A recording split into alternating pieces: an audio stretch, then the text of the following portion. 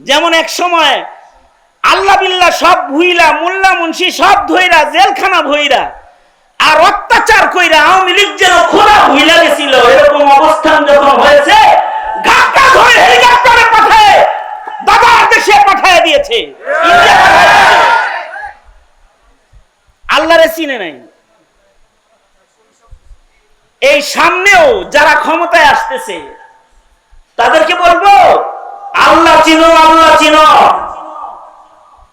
ধর্ম মানো, নবীজির রেখে যাওয়া আমানতকে কদরদানি করা শিখো।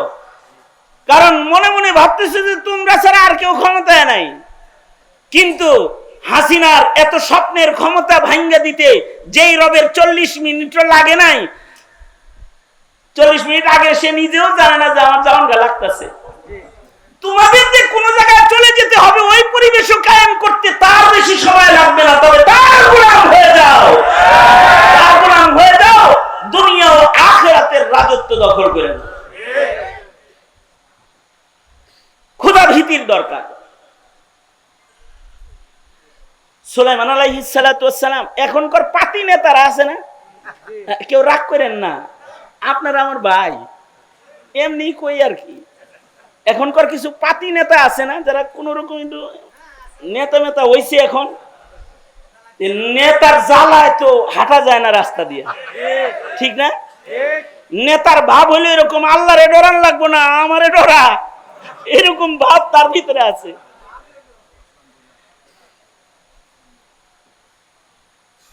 মানে আঞ্চলিক একটা নেতা এইরকম।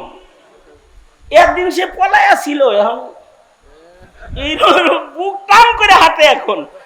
মানে হের কিন্তু কোনো ক্ষমতা নাই, তার উপরের কোন বসের পাওয়ারের জ্বালাই হের দাপটে এলাকা দিয়ে হাঁটতে পারবেন না আপনি। কারণ কি? খোদাভীতি নাই।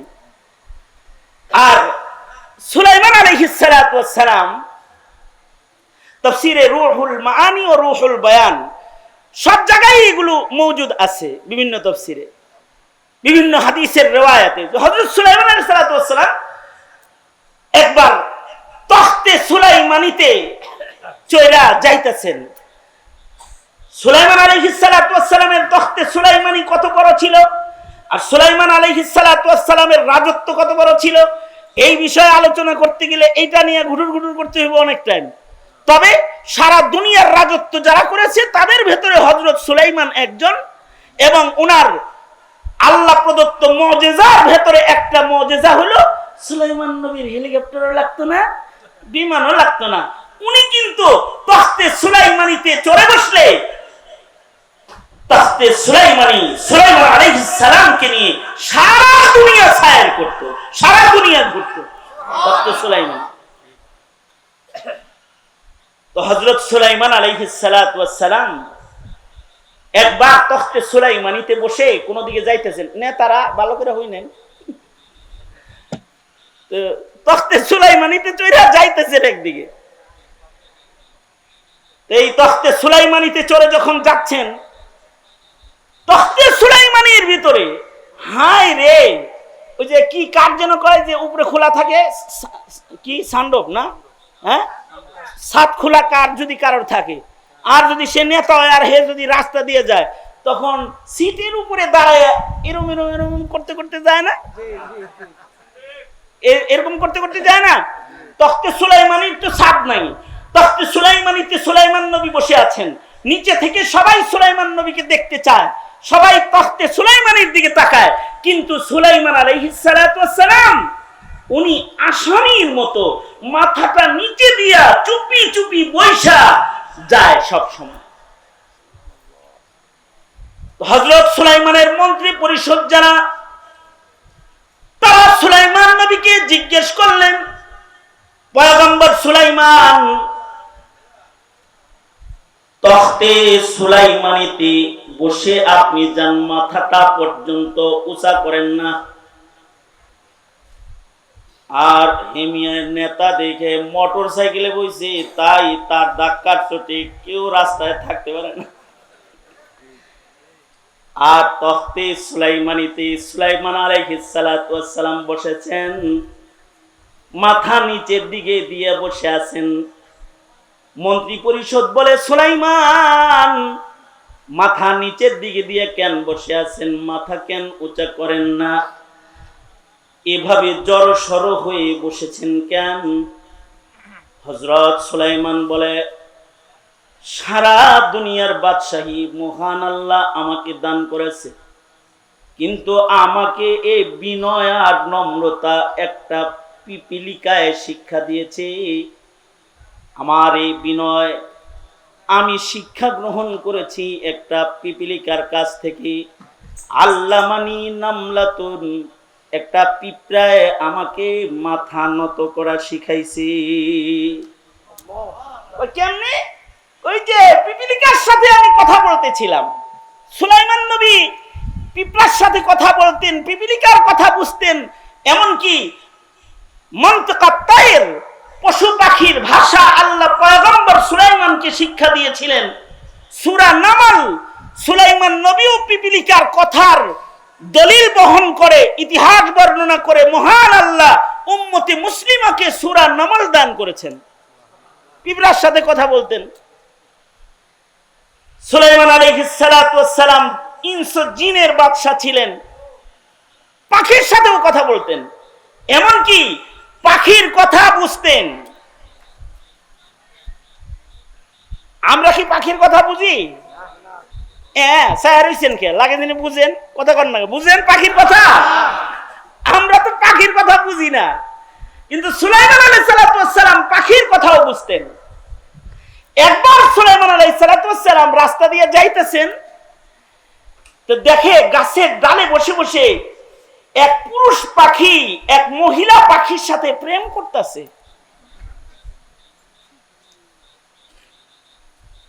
পুরুষ পাখিটা মহিলা পাখিরে কয় কি জানেন?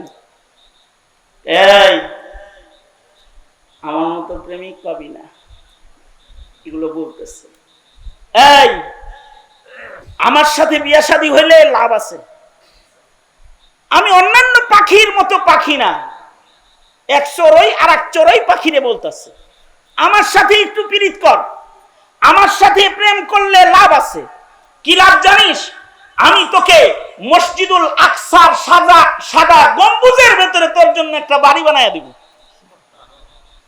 সুলাইমান নবী কয়, সব বিয়াকারীরা মিথ্যাবাদী, কারণ মসজিদুল আকসার খবর আমার চাইতে তো আর কেউ বেশি জানে না। বারবার আমি মসজিদুল আকসা নির্মাণ করেছি, আর ও বউয়ের লোভ দেখাইতেছে যে ওই মিনারার সাদা জায়গায় তোকে একটা বাসা বানায় দিব, ওইখানে দুইজন থাকবো, আমার সাথে ওই জায়গায় সম্পর্ক আছে, করার মতো লাইনঘাট আছে, এগুলো বলতেছে। সুলাইমান নবী বলে যে কিরকম মিথ্যাবাদী, কুল্লু নাকিহিন কাযযাব।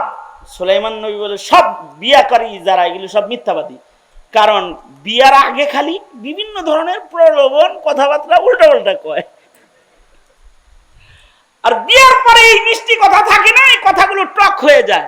মানুষের মুখের কথা টক হয়ে যাক, তিতা হয়ে যাক, ধারালো হয়ে যাক, এটা আল্লাহ পাক চান না। এ কারণে আল্লাহ পাক বলেন অকুলু কাওলান সাদীদা। আমি যে আয়াত পড়েছি এটা কিন্তু বিবাহের খুতবার ভেতরে এই আয়াত পড়া হয়।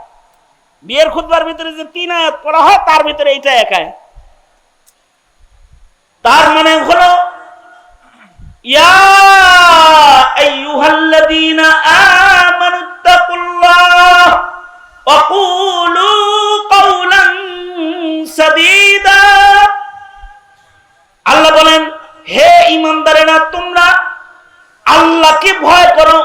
অকুলু কাওলান সাদীদা, তোমরা মিষ্টি মিষ্টি কথা বলো, সুন্দর সুন্দর কথা বলো, দুষ্ট কথা বলবা না, নষ্ট কথা বলবা না, ভালো কথা বলবা, পাক কথা বলবা, সুন্দর সুন্দর কথা বলবা। বিয়ে শাদী যেহেতু কথার মাধ্যমেই বিয়ে হয়, এ কারণে সুন্দর সত্য কথা বিবাহের মজলিসে যেন উচ্চারিত হয়। 2টা কবুল শব্দ কথার মাধ্যমে দূরের 2টা মানুষ কাছের হইয়া যায়। এই মুখের কথাগুলো যেন নষ্ট কথা না হয়, এই কথাগুলো যেন প্রলোভনের কথা না হয়। আর বিয়ের পরে যেন আবার বাসা পাল্টায় না যায়। বিয়ের আগে কইছে রসের, এবার কয় কষের। বিয়ে কইরা আইনে এবার কয় জানি না তোর বাড়ি কি আছে, এত ফুটানি করস কে, আমার বাড়িতে থাকবি, 3 বেলা খাবি, সোজা হয়ে চলবি। আর এর আগে বলছে বিয়ে সাহেব আমার ছেলের কাছে মেয়েটা দেন, রাজরানী বানায় রাখুন। আর বাড়িতে আয়না কয় বুড়া বয়সে তোমার শাশুড়ি কাজ করবে নাকি, চোখে দেখো না, লাগে কাজের বুয়া একটা ধরে লইছে আর কি। দিন রাতের সব কাজ হেয়ার ঘাড়ে উঠাই দিছে। তো হযরত সুলাইমান বলে সব বিয়াকারীরা মিথ্যাবাদী। এরে পাখি বিয়া করতে চায় তাও বললো কি মিছা কথা কয়। অন্যরা পাখির ভাষা বুঝে না, তাই তারা জানে না। কিন্তু সুলাইমান নবী যেহেতু আল্লামানি মানতিকাত তাইর, হযরত সুলাইমান বলেন আল্লাহ আমাকে পাখির ভাষা শিক্ষা দিয়েছেন। উনি পাখির ভাষা শুনতেছেন যে পাখিরে বলে আই লাভ ইউ, আমি তোমাকে ভালোবাসি। আর আমি স্বামী হিসেবে একজন মানে খুব ভালো কোয়ালিটির একটা স্বামী, সুতরাং আমাকে বিয়ে করলে তোমাকে কিন্তু মসজিদুল আকসার মিনারায় আমি বাড়ি বানায় দিব। যাই হোক, এটা কথা না, ফাঁক দিয়ে আয়াতের ভেতরে একটু ঢুকেছিলাম আবার বেরিয়ে গেলাম। সেটা হলো সুলাইমান আলাইহিস সালাতু ওয়াস সালাম পশু পাখির ভাষাও বুঝতেন এবং পিপিলিকার ভাষাও বুঝতেন, পিঁপড়ার সাথে কথা বলতেন। তো হযরত সুলাইমান পিপিলিকার সর্দারকে বললেন ইসআল মা শিতা ইয়া আইয়ুহান নামলা, এই পিঁপড়া তোর যা মনে চায় তা আমার কাছে চা, কারণ আমার মালিক, আমি হলাম বাদশা, সারা দুনিয়ার বাদশাহী আল্লাহ আমাকে দিছে, তোর যা চাইতে মনে চায় আমার কাছে চা, উতিক আমি তোকে দেব, তোরে খুশি করে দেবো, আমি তোর উপরে খুশি হয়ে গেছি, চা একটা কিছু। তো হযরত সুলাইমান বলে আমি যখন পিঁপড়ারে বলছি আমি বাদশাহ, তুই আমার কাছে কিছু চা, যা চাবি আমি তা তোরে দিব, পিপিলিকায় আমার গর্দানকে নিচু করে দিল। আমি যে আমার মালিক বলেছিলাম, আমি নেতা, আমি বাদশাহ এটা বলেছিলাম, আমার গর্দানকে নিচু করে দিল।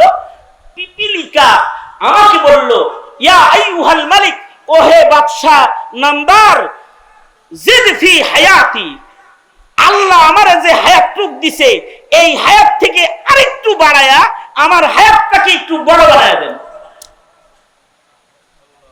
সুলাইমান আলাইহিস সালাম বললেন হে যখন হায়াত চাইছে তখন তো আমি নাই, কারণ বুঝা থাকলে জোরে করে বলেন হায়াতের মালিক একমাত্র কে, জোরে আওয়াজ করে বলেন।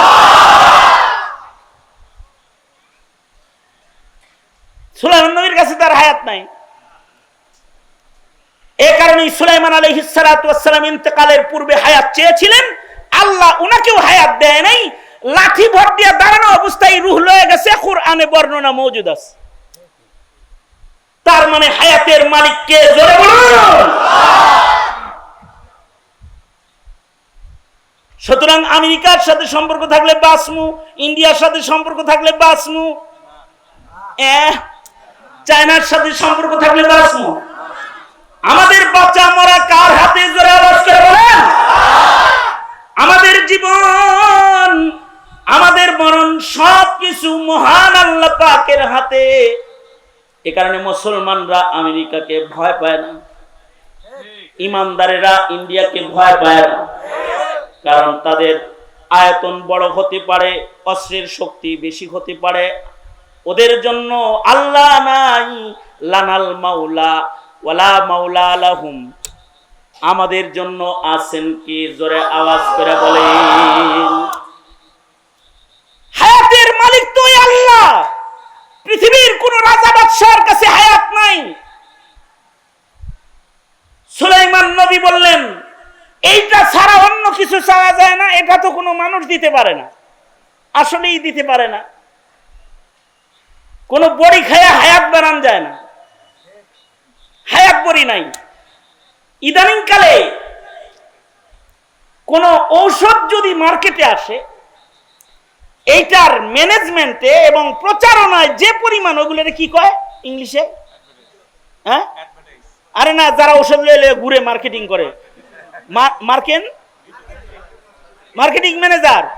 এই মার্কেটিং ম্যানেজার ট্যাবলেট যত আছে তার চাইতে ম্যানেজার বেশি আছে। মার্কেটিং ম্যানেজার বড়ি যে কয়টা, এর চাইতে লোক বেশি। সব ডাক্তারের চেম্বারে একজন করে বয়ে রয়েছে। একজন আইসা আমাকে বলে, হুজুর আমি কিন্তু ভালো ওষুধ কোম্পানির একজন মার্কেটিং ম্যানেজার, আমার দাওয়াত দিতে আইছে আর কি। আমি বললাম তো আপনার লগে খাতির রাখা দরকার, কারণ অসুখ বিসুখ জেলেতে আসার পরে না খুব বেশি। হাসিনা জেলখানায় এত আদর করছে যে জেলের থেকে বের হওয়ার পরে এবার অসুখ বিসুখের সীমা নাই, আপনার লগে খাতির দরকার। আমি বললাম তো আপনার কোম্পানি কি কি ওষুধ বানায়? এই এই এই এই এই এই এই এই এই ধর মিয়া, এই ওষুধ তো অন্য কোম্পানিও বানায়, আপনার কোম্পানি কে বললেন একটা ভালো বড়ি বানাইতে, কি কোনো আইডিয়া হুজুর? আমি কই হ্যাঁ, আমার কাছে দারুণ আইডিয়া আছে, যে জমিন বেচে আগে বড়ি কিনা সবাই যার যার আলমারি বইরে রাখবো, যদি একটা বড়ি খালি বানান যায়, বড়িটার নাম দিবেন হলো হায়াত বড়ি। কি বড়ি? কি বড়ির নাম হবে হায়াত বড়ি। এইটা কেনার জন্য বাপেরা তাদের মিরাজ বন্টন বন্ধ করে দিবে, যার যার জমিন বইছে নিজেই বড়ি কিনা বয়া থাকবো, আর কইব তুই যা, ছেলে আছে ভালো কথা, বড়ি কেনার জন্য টেহা পাবি না। এই জায়গা জমিন যা আছে এগুলো সব বিক্রি করে আমি বেঁচে যাবো, কারণ হায়াতের দাম মানুষের কাছে এত বেশি, কিন্তু হায়াতের মালিকানা এক জাররাও মানুষের কাছে নাই। আল্লাযী খালাকাল মাউতা ওয়াল হায়াতা লিয়াবলুয়াকুম আইয়ুকুম আহসানু আমালা। এটার মালিকানা একমাত্র কার? জোরে আওয়াজ করে বলেন। সুলাইমান নবী বলে আমার কাছে তো হায়াত নাই।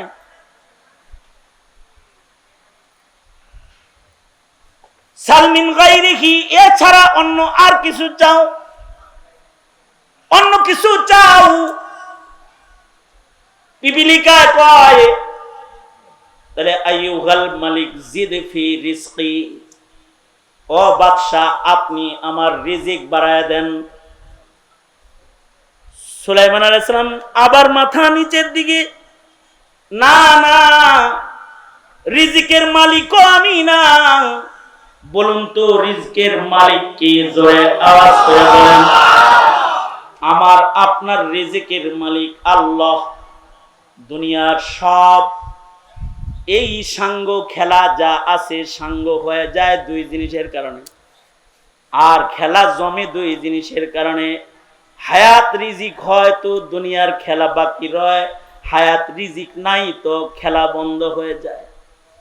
দুনিয়ার হায়াত দারমাদার এই দুই জিনিসের উপরে। পিঁপড়া বলে, খুব বড় করে বুক টান করে বললেন, আনাল মালিক, আমি বাদশাহ। ইসআল মা শিতা, যা মনে চায় তা চাও দিমু। ও ঠিক, দুইটা চাইলাম, যেই দুই জিনিস দিয়ে দুনিয়া চলে দুইটার একটাও নাই আপনার কাছে। আপনি কি এর কসুর বাদশাহ? এই যে আমাকে সেই কচুর বাদশাহ বলে তিরস্কার করে আমার মাথাকে নিচে নামায়া দিছে, এবার তখতে সুলাইমানিতে বসেও আমি আমার মাথা উঠাইতে পারি না, কারণ মালিকের মালিক আল্লাহর ভয় সবসময় আমাকে বিনয় করে চালায়। আল্লাহু আকবার। এ কারণে তাকওয়া দরকার। তাকওয়াল্লাহ, তাকওয়াল্লাহ আসবে কেমনে? কুনু মা'আস সাদিকিন। এইভাবে বসে বসেই তাকওয়া বিতরণ হয়। সুতরাং সমাজকে মুত্তাকি বানান, সমাজের মুখের ভাষা সুন্দর বানান, সমাজকে সুন্নাতওয়ালা বানান। ফাকাদ ফাযা ফাওজান আযীমা। ইনশাআল্লাহ সমাজের মানুষকে মুত্তাকি বানাবো, ইনশাআল্লাহ জোরে জোরে বলেন। খোদা ভীরু বানাবো, তাকওয়াল্লাহ শিখাবো, এবং ভাষা সুন্দর বানান, জবান ভালো করেন। রাজনীতি করেন আপনারা, একজনের গালির জ্বালায় আর একজনের ভোট চলে যায়। এই মুখ ভালো করে আলান, সুন্দর ভাষা নিয়ে আগমন করুন। কারণ মানুষের যখন মুখ অসুন্দর হয়ে যায় তখন বুক অসুন্দর হয়ে যায়, আর যখন মুখটা ভালো হয় তো বুকটা ভালো হয়ে যায়। এ কারণে কুলু কাওলান সাদীদা, মুখটা ভালো করো, বুকটা ভালো হয়ে যাবে।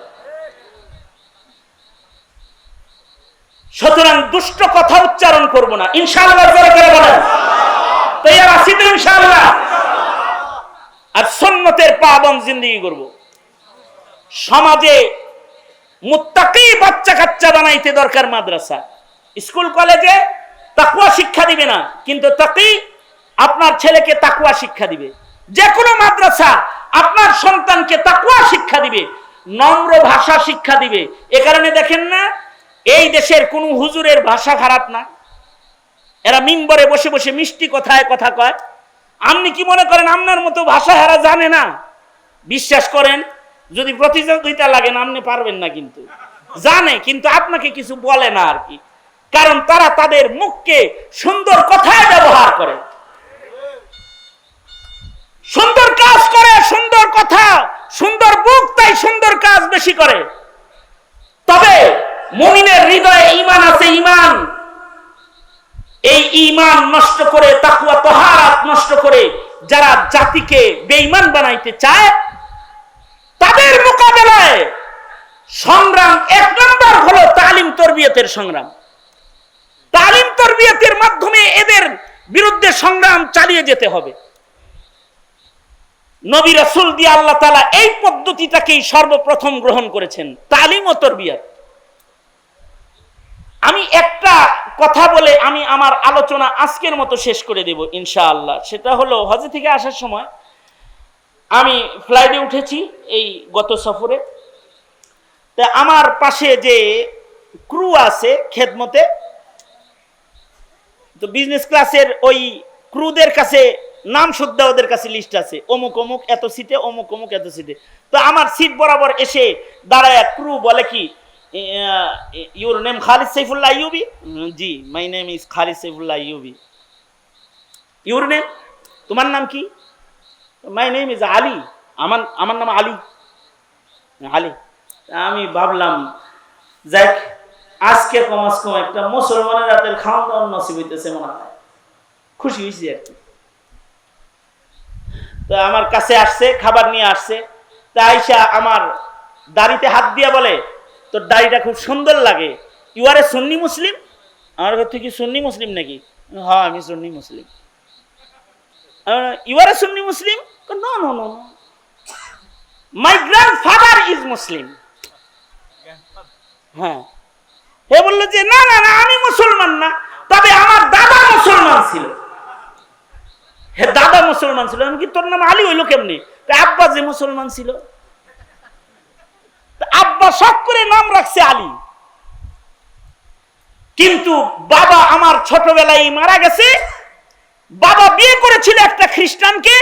বাবার মৃত্যুর পরে আমার মা আমাদের 3-4 ভাই বোন যারা আছি এদের সবাইরে খ্রিস্ট ধর্ম শিখাইছে, খ্রিস্টানদের সাথে আত্মীয়তা করাইছে। আমাদের মুসলিম পরিচয় যেটা, ওইটা বাবার পর্যন্তই শেষ, এরপরে ব্রেক হয়ে গেছে। তার মানে হলো একটা ছেলে, তার নাম আলী, কিন্তু তার দাদা ছিল মুসলমান, কিন্তু সে নাতির তৃতীয় পুরুষে এসে সে হয়ে গেছে পুরা খ্রিস্টান। তার বংশের থেকে খ্রিস্টান প্রজনন কেন্দ্র চালু হয়ে গেছে। এইটা শোনার পরে আমি যে 4.5 ঘন্টা বিমানে ছিলাম, এর ভিতরে আমি কিছু খাইতেও পারি নাই, এর ভিতরে একটু আরামও করতে পারি নাই, শুধু কাঁদছি আর পেরেশান হইছি যে এটাই যদি হয়, পরিবেশের কারণে যদি দাদা মুসলিম হয়ে তার নাতি খ্রিস্টান হয়ে যায়, তাইলে আমার দেশের স্বাধীন মাটিতে যারা হিন্দুত্ববাদের চাষাবাদ করতে চায়, যারা খ্রিস্টবাদের চাষাবাদ করতে চায়, যারা কাদিয়ানির চাষাবাদ করতে চায়, ওরা তো আমার নাতিপুতির ভেতর থেকে এক সময় মুসলিম প্রজনন বন্ধ করে খ্রিস্ট প্রজনন চালু করে ফেলবে।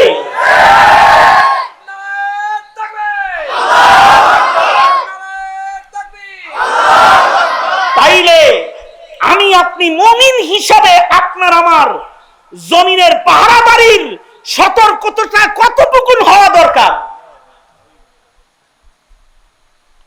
বুঝলে বুঝপাতা, না বুঝলে নাকি তেজপাতা লোকে বলে।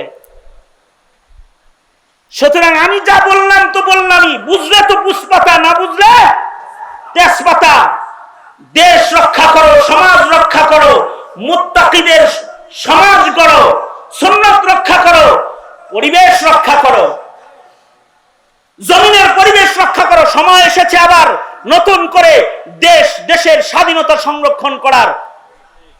দেশটাকে কোনো হিন্দু খ্রিস্টান মালাউনের দালালের হাতে তুলে দিও না। মুসলিম হিসাবে পাহাড়ি করো, তৈরি আছেন তো ইনশাআল্লাহ।